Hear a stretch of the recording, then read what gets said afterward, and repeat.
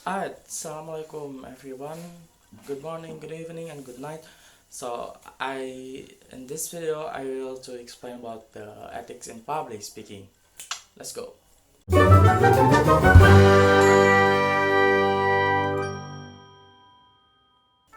Alright, so what is ethics? When you think of ethics, what comes to mind?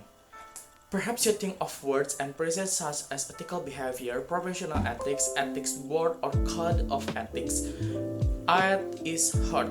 Ethics refers to the concept of having morally acceptable values and behaviors. When you align your behaviors and action with these values, you engage in ethical behavior. So, what is ethical behavior in public speaking? Why would you need to even consider ethics in public speaking? First and foremost, your audience not only needs to believe in your words and message, but they need to trust you as the message giver. To engage in unethical behavior when speaking only erodes that trust. There are the reason to engage in ethical behavior in public speaking. Number one, to maintain your credibility and reputation. Number two, to present a fair and accurate argument your thesis. Number three, to provide honest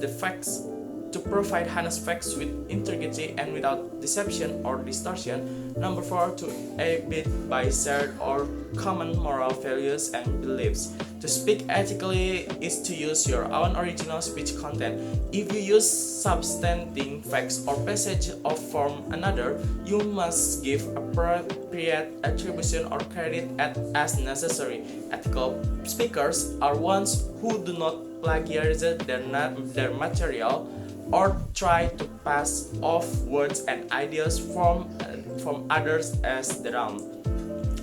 Ethical speakers do not deceive their audience. It can also be stated the ethical speakers do not distort or warp facts or worse yet disguise opinions as fact in order to argue their thesis or make their point.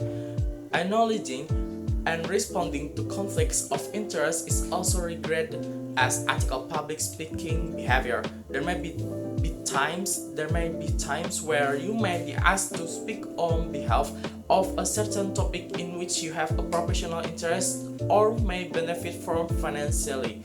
In those instances, the ethical speaker will either excuse him or herself from speaking. If unable to do so, he or she may simply disclose the nature of the conflict of interest so that everyone is on the same page. The study of ethics when you incredibly important to any student of public speaking, as thus most effective public speakers are those who practice ethical behavior in these speeches.